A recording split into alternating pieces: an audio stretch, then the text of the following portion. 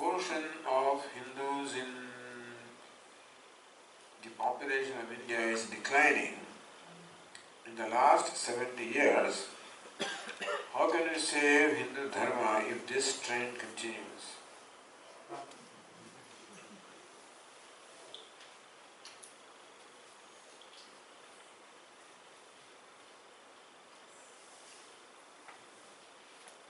I think with the present government, perhaps, this trend may have been arrested somewhat, So if this government only had 5 years, and that is going to be 5 more years, and if that continues, then the Hindu Dharma does get, at least if not promotion, it doesn't get demotion, and in a way it also gets supported. So I guess that must be Ishvara's scheme. That maybe a time has come to do this, and we have a leader who is bold enough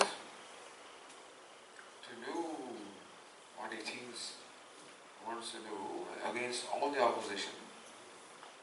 If you look at any articles in the newspapers by the media, the so-called left and liberals, intellectuals, they're all against him, his policies and everything that he does.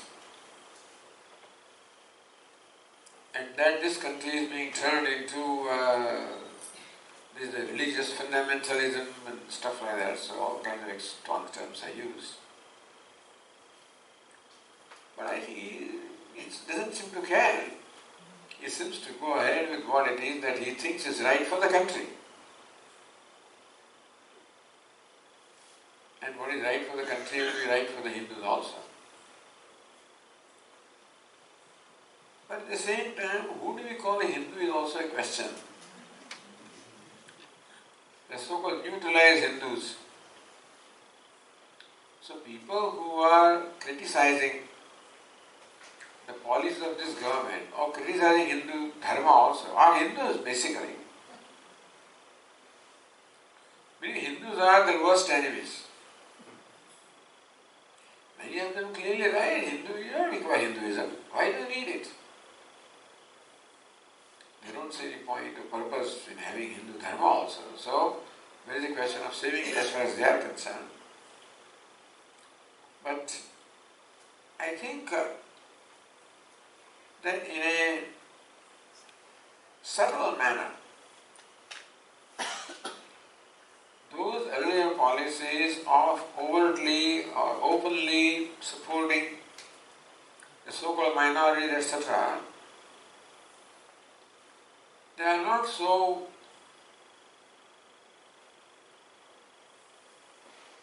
emphatic, not so open. I'm sure that our system still allows the minorities to take advantage. And Hindus being what they are, I don't think that they are aware of what's happening, basically. An average Hindu is not aware of what is happening to Hindu Dharma. There are some groups who are, but they are trying to also spread the idea, but still, average Hindus don't care for Hinduism, I guess. Because Hinduism is not a fanatic religion. So we are not raised to be fanatic about the religion, against other religions. Because many Hindu leaders themselves have said all religions are the same. They call it Sarva Dharma Samanvaya, meaning that seeing all religions, sameness of all the religions, and getting the central lesson from all of them, which may be a good idea for being a mature person. But people simply repeat this. All religions say, what does it matter, Hindu or Muslim or Christian? Doesn't matter. They are all the same. So this also, the people in leadership, influential leadership said this. Start with Ramakrishna Paramahamsa, who said, I practice all religions and I found that all of them believe the same thing. So I'm sure that Ramakrishna Mission believes in that. Mahatma Gandhi and then all these followers also said that. Maybe it was their generosity and open-mindedness that made them say that, in order that these people do not fight with each other also. But unfortunately, the way it is interpreted in all religions is the same. So what is the matter whether Hindu or Muslim? It doesn't matter. So, a Muslim will have a strong conviction of being Muslim that it is the best religion, or a Christian. I remember we had a retreat in Gujarat itself, where we go every year. It's a very beautiful campus and a very beautiful temple also. And lots of visitors come, tourists come. So school buses also come. So most of the children, you have to climb up the steps to go to the sanctum. But a few children remain downstairs. They didn't climb up. They were not Hindus. And the other children brought prasads, which these people refused to take. I remember old people going to church and asking for prasad, and so this is how we think that we are very generous, but we are stupid in some sense. At the same time, we do not like to make our children fanatic or anti something in general. But that seems to have, we should not. But at the same time, that seems to have made them too generous and too open. So if a Hindu gets married to a Muslim spouse, this person will not get converted. And similarly Catholics, they will demand that marriage can take place only if this person gets converted. Hindus don't care. Get converted. So, that pride that one should have about one's tradition, one's religion, is considered to be a fanaticism.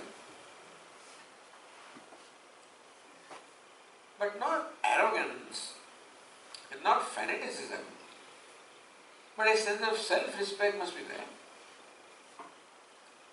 That we should know what our religion is for, the Vedic religion, and know its dimensions, know its glories, I should say.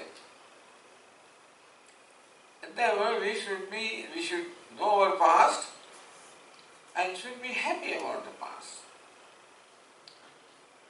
And they were happy or proud about the Vedic tradition. That pride should not extend to declaring that we have everything, that all scientific things we have, to go to that extent. We knew plastic surgery and there was Lord Ganesha is the first example. Or all science of rocket, everything is there in the Vedas, stuff like that. See, because there was an aeroplane. Lord Rama, Ravana had an aeroplane called Viman, Pushpak Viman. And that aeroplane was flexible. It accommodated a huge army of Lord Rama also. They all returned to Ayodhya. See, we have this technology. Look at our weapons. If you see the description of weapons in Ramayana, Mahabharata, they look like, nuclear weapons. So we had all this. Anyway, so that is another extreme. Because then we open ourselves to ridiculous, being ridiculed by others also. So there was a balanced view. And when the Christians were converting, Gandhiji had a long correspondence with Christians, ministers. So many letters were written, exchanged. Gandhi said that Hinduism is sufficient in itself. There is no need for any other religion to accomplish the purpose of life. Therefore, conversion doesn't make sense. He was clear about this, Mahatma Gandhi. But you see, a Muslim child goes to madrasa even as he is growing up.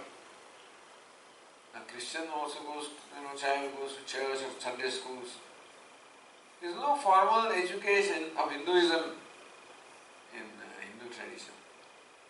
Now all these, Arsha Vidya, Chinmaya missionaries, they have these programs for children. Things are happening since last some time. But still, an average family, there is no rule that a child has to go to some Sunday school and learn about Hinduism there. As a result, the present generation itself is, uninformed. And second thing is, not only Hindus are uninformed, but they are ill-informed about Hinduism. So much has been written about Hinduism by non-Hindus. And there are so many false ideas that are entertained by Hindus themselves. Misinformation, ill-information. So these parents, how are they going to educate their children? When parents themselves have no background, children have no background as they grow up. And so he doesn't know one thing from the other. Whereas a Muslim child generally is raised with the Sunday school or Friday school, Christian child is Sunday school. So therefore they are aware of their religion, basics of their religion. And those people educate them, have created enough identification with their tradition that they will identify. And so, no, we won't go to temple. We won't do this. We won't eat this prasad. Our people go to, not that they should not go. We go to mosque all the time. Everywhere we go. Not that you should not go. I'm not suggesting that we should become so, narrow-minded. At the same time, there shouldn't be a pajama attitude in the words of Swami. It's pajama attitude. If I go to a mosque or a church with an understanding, it's not so. Go everywhere. What difference does it make? So this kind of attitudes that Hindus have is also responsible because there is no identification, let alone pride. And that we should also participate in protecting the religion. That kind of idea is not there, and the organizations that are doing are criticized by Hindus themselves. Like Vishwa Hindu Parishad and the RSS, they are all highly criticized. And I think it's fashionable to criticize them. The right, extreme right, fundamentalist. So media has a very strong influence, and media is against Hinduism. That print media as well as all these other, screen, whatever you call them, media. And these kind of accusations are made. All these print media is controlled by foreign funds. They are all funded, I do not know, but this is a common thing. Many movies also are funded by people from Dubai. And they dictate what the theme of the movie should be. All the movies are so made that they ridicule the Swamis or Hindus. Like, oh my God, and many others. And not the Muslims or Christians. So, there is a very deliberate effort made. Whereas, no effort is made by Hindus. So, there is a very systematic attack on Hinduism. Not only in terms of conversion, not only in terms of criticism, but also disparaging by writing books which ridicule Hindu devatas, like Ganesha, even Ramakrishna, Paramahansa and Vivekananda, all kinds of things they write. Now they write as a result of research, so they have something, some evidence to support what they write. We simply make noise, but nobody has studied anything. And therefore you don't have an answer to the argument that that person, look at this Purana says this. This one says, no, there are so many Puranas. Some Purana may say something about Ganesha. You make it mainstream, So what is mainstream and what is incidental or something? But all this is done very cleverly. Now, of course, there are people who are very actively taking up and working, fighting, and protecting. It's happening. But there is a gang in the United States of the scholars whose job it is to disparage Hinduism. So intellectual level also, religious level of publicity, on many fronts this is happening. And then I think Swamiji felt so strongly about Hinduism, protecting Hinduism. All we can say is at least we should be aware of where we are, what's happening. Apart from population and stuff like that, that's another dimension. But even with the population of Hindus that we have, how many are neutralized Hindus, how many are indifferent Hindus, and how many are informed Hindus. So the proportion of informed people is small. Those who can present Hinduism, who can converse with them, discuss with them, reason with them. But I think the trend is slowly changing. There is a hope.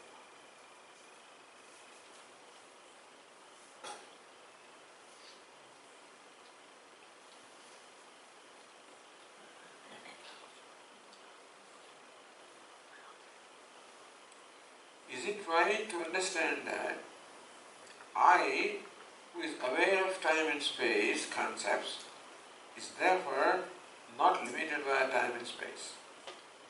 Please help me understand this better. There is a very simple rule that subject is different from the object. A simple statement is Ghata Drashta, Ghata Bhinna. The witness or seer of a path is different from the path. The seer, the subject, is different from the object. So the clock is an object of knowledge, I with subject, different from clock. And similarly, if I am aware of time and space, that means time and space are the objects of my awareness. Now I am different from them. The simple Dukdusha Viveka, meaning separating the seer from the seen, subject from the object. As I can objectify time, I am aware of time, aware of space, meaning that they are objects of my awareness. I who is aware of them is different from them, not limited by them. What it also means is that when time and space are there, I am there. And when time and space are not there, then also I am there.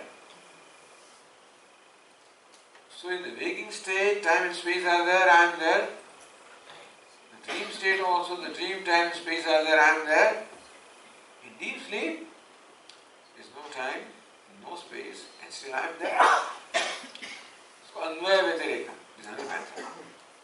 So that also it can be shown how I am different from time and space.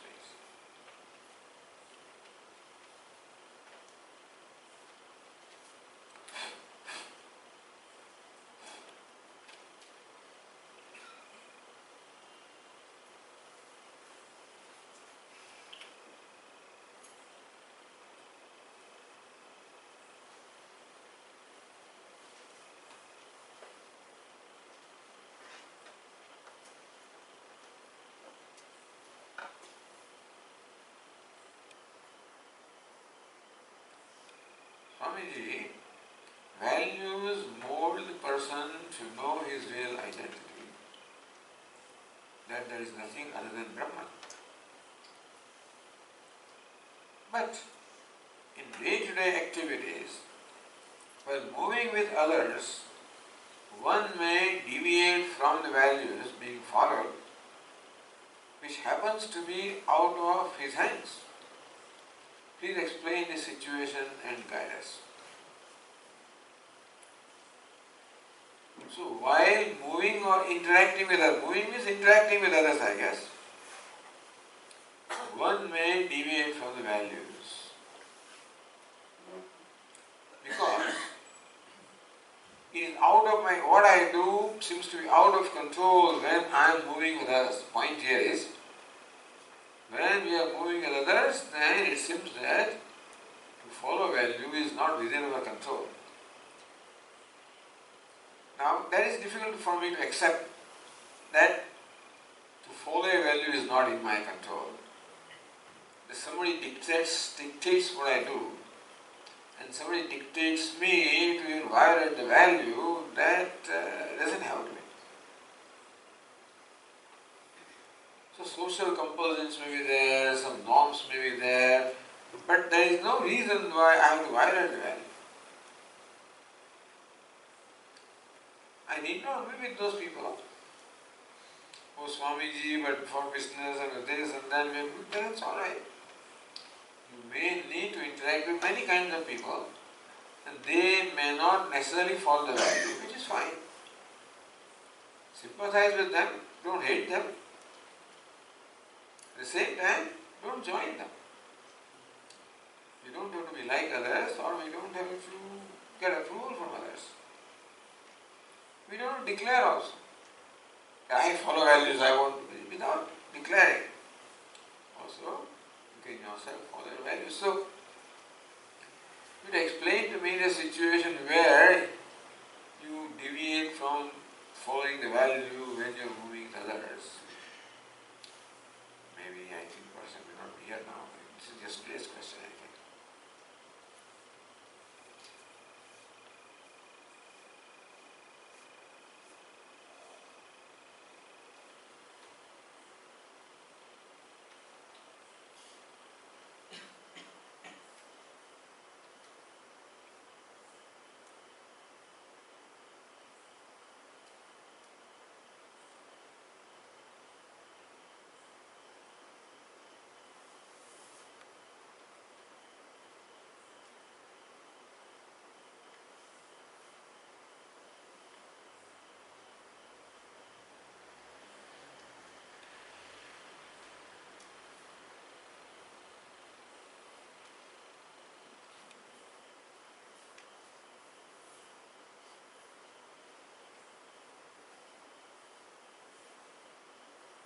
So this is also, I think, yesterday's question.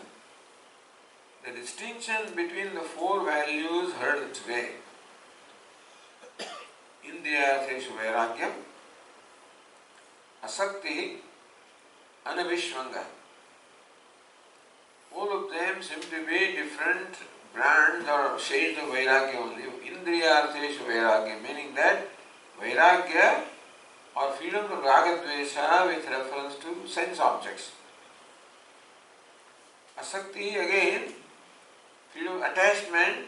So we say that they are all different shades of Vairagya, but how Vairagya is practiced somewhat differently under different circumstances. So Vairagya towards objects with which I am not connected, I can be completely even create a distance with them. But as far as the things of day-to-day use are concerned, I cannot create a physical distance. Is Vairagya alright? Now those objects are out there. They do not influence me as much as these objects which are here, with which I am in contact every day, which I am using. And therefore when you are in contact every day, very likely that slowly attachment may happen. If things are away, as compared to that, when you are every day dealing with things, using them, Therefore, keeping away from that kind of attachment that comes. It is Vairagya, but specifically explained with reference to our possessions. Again, Vairagya with reference to our relatives, in Putradara, like the son, spouse, etc. So there are only different shades of Vairagya. But how to practice Vairagya in these different cases? I cannot have the same attitude with reference to furniture that I have with something there, and I cannot have the same attitude with reference to spouse that I have with the furniture. So that is how we distinguish these three.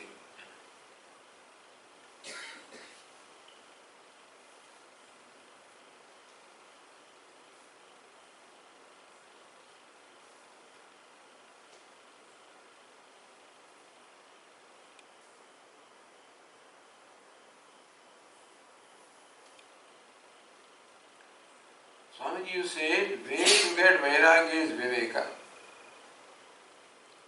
Please give few ways which will help to get and retain Vairagya. I find it difficult to retain Vairagya. See, what is Viveka? Viveka means understanding things as they are. You say in case of the rope snake example, what is Viveka? Understanding the rope is rope. What is Aviveka? Understanding rope is snake. And therefore, whenever I find myself having an attachment to something, desire for something, that is when I should address my mind. Your mind, do you understand the reality of what you are desiring? You understand the reality of what it is that you are asking for? Then we remind, what is Viveka? Viveka is that the objects out there do not have any content of happiness or unhappiness. That's Viveka. So mind wants something because it projects usefulness, happiness in something. What is Viveka? To make the mind see that it doesn't have inherent content of happiness or usefulness. Happiness. So thus this Viveka meaning bringing to our mind the essential nature of something is called Viveka. So whenever the mind gets attached to something, wants something, that is when we bring to the mind the understanding of the true nature of what it wants. In case you need more explanation, please let me know.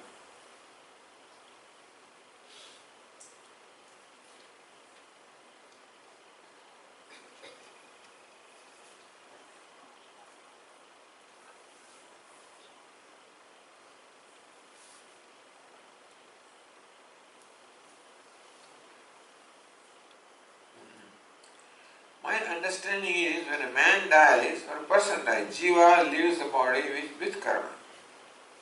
In our custom, we do the last rituals on the 13th day. But nowadays, people are completing the rituals within 5 days' time. I mean, that is a lot.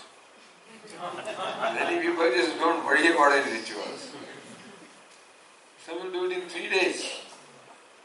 That 10th, 11th, 12th, all of these one package, it's done. So I guess priests have different ways of giving different packages.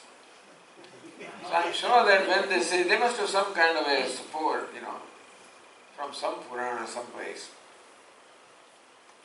So I must admit that I would not be able to give you an authentic information that people who do it in 5 days are right or wrong, I do not know. And so you please do what you believe, regardless of what other people do. And let them do what they believe. This is all based on belief anyway, it's a matter of faith. So otherwise, if you blindly follow them, then you feel guilty. So please do what your faith makes you.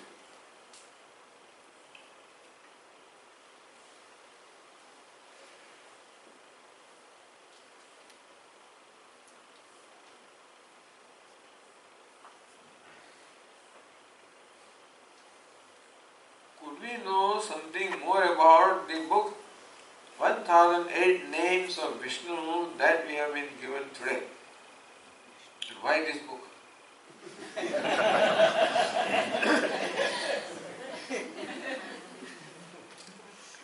Well,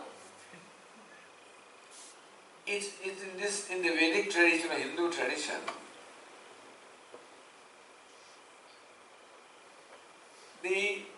there is a concept of Ishta Devata. Ishta Devata means the chosen deity. We have a whole, a vast choice of deities.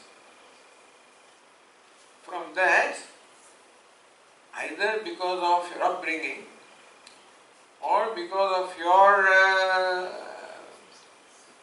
likes or dislikes, some deity appeals to you.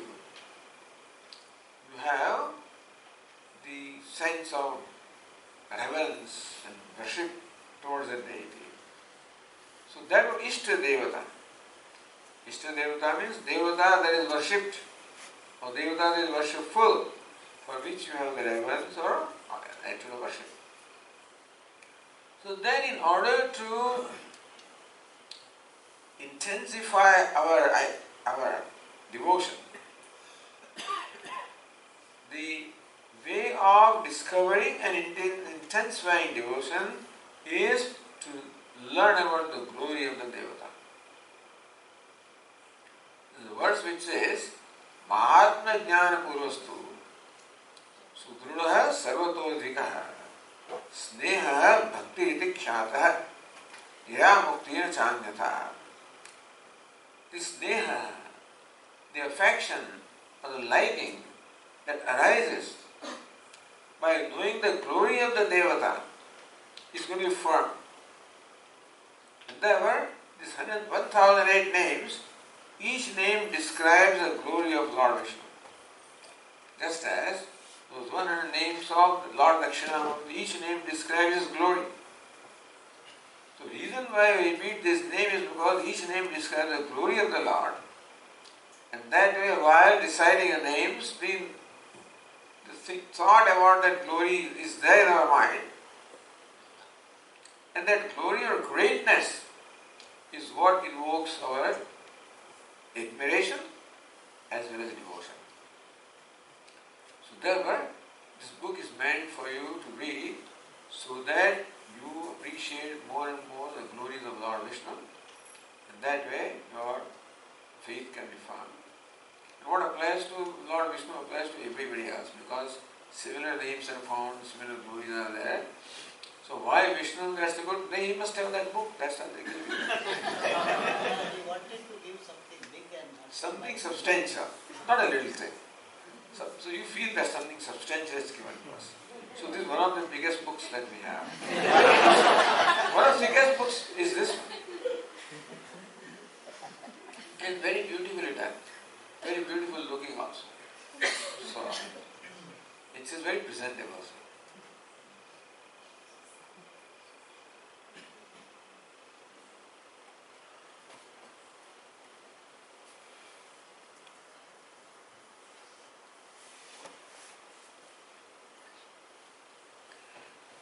When choosing the guru or teacher, what should be the criteria? Is it based on appreciation of his knowledge and attitude? Or there should be the surrendering disposition, not just appreciation? So, again I say, knowing the glories is what creates devotion in us. So therefore, knowing the person, exposing ourselves to the teaching, observing the person, the attitudes. This surrender does not come overnight. It may come. There can be love at the first sight also. But very often the love grows. At the first sight there is something. And when you come in more and more contact and know more and more about the person, something that you like. So maybe simplicity appeals to you, knowledge appeals to you, honesty, compassion, whatever appeals to you. When we discover those qualities and more discovery of those, we invoke in us that surrender. It's not that you surrender, you can't surrender, it has to happen. This love you can't do, it has to happen, isn't it? To surrender, I can bow down, that's one thing, which is good. But that does not necessarily mean the spirit of surrender. Surrender has to happen. And we should give ourselves some time, adequate time, for that to happen. So you begin with the first, whatever feeling at the first time. That becomes your basis and you build upon that. So it is like any relationship. Even when the two people get married, for example, in India they get married, they don't even, in the olden days they used to see each other on the day of wedding. We have come a long way from there, but still, if these two persons get married because they know each other and love each other, then they have a one-step advantage. That doesn't mean that the relation is built up. They have to work. The relationship has to be built, cultivated.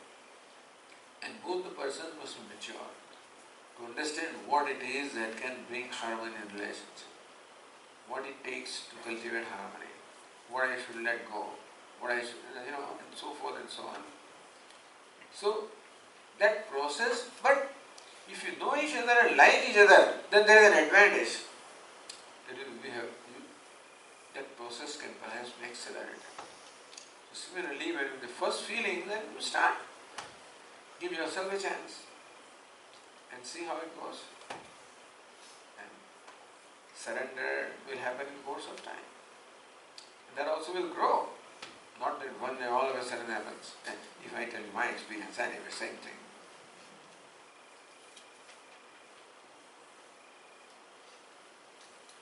What is meditation and what is contemplation? So, meditation can be upasana, mentally worshipping Ishtadevata or Devata, meaning Ishvara with attributes. Contemplation is the word that we generally use for Nididhyasanam or meditating upon the self.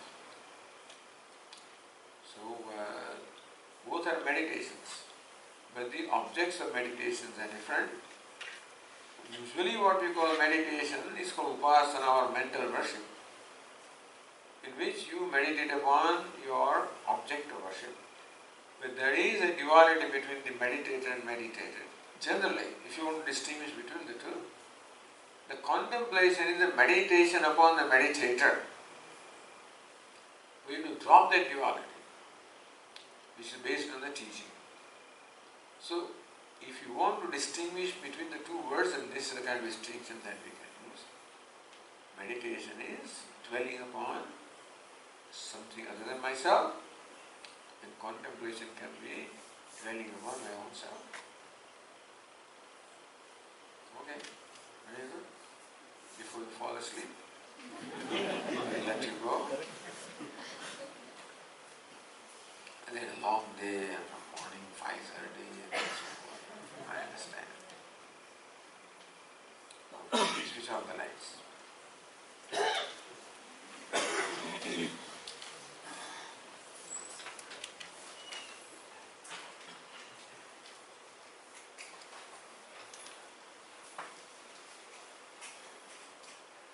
मोहे लागी लटक गुरु चरणन की मोहे लागी मोहे लागी लटक गुरु चरणन की मोहे लागी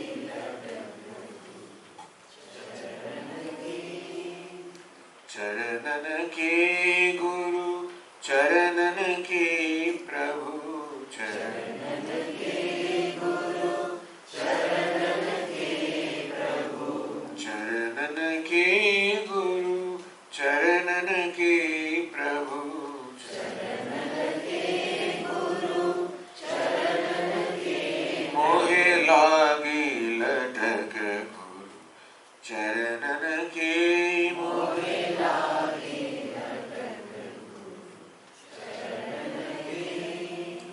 चरण बिना मोहे कछु नहीं भावे। चरण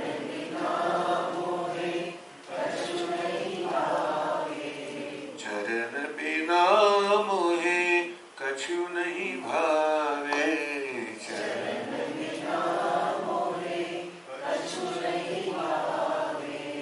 झूठ माया सब सपनन की।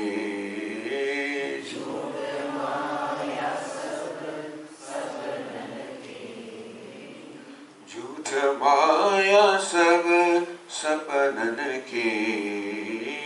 झूठ माया सब मोहे लागी लटक गुरु चरणन के। मोहे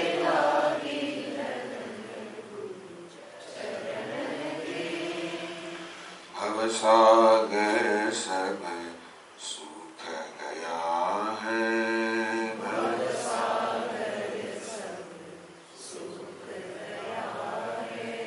भवसागर सब सूख गया है।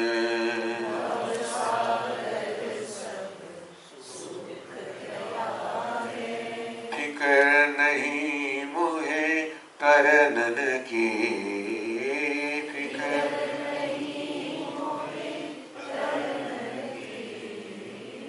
फिक्र नहीं मोहे तरनन की।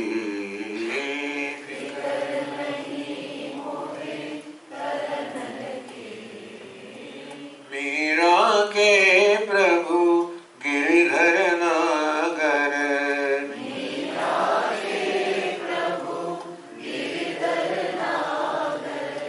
मीरा के प्रभु गिरधर नागर।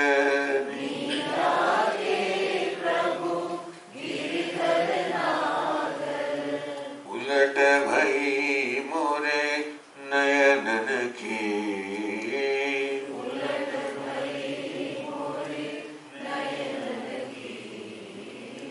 उलट भई मोरे नयनन की। उलट मोहे लागी लटक गुरु चरणन की। मोहे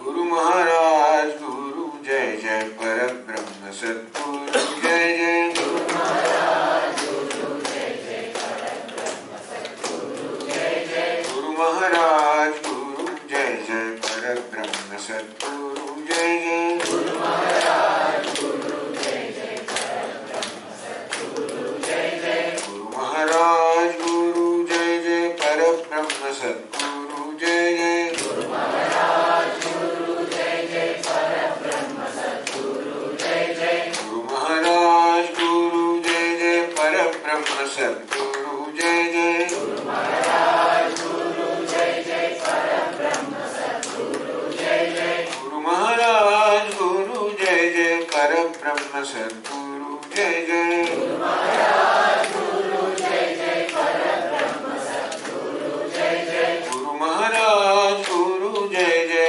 परब्रह्म सद्गुरु जय जय। गुरु महाराज गुरु जय जय परब्रह्म सद्गुरु जय जय। गुरु महाराज गुरु जय जय परब्रह्म सद्गुरु जय जय। गुरु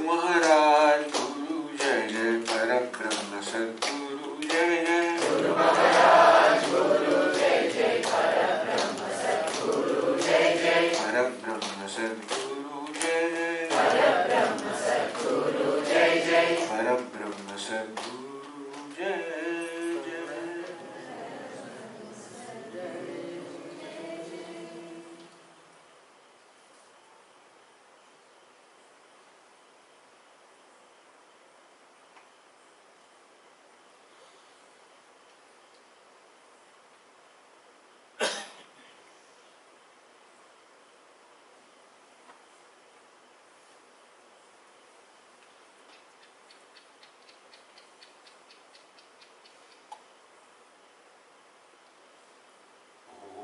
सर्वे भवन्तु सुखिनः। सर्वे सन्तु निरामयाः। सर्वे भद्राणि पश्यन्तु मा कश्चित् दुःखभाग्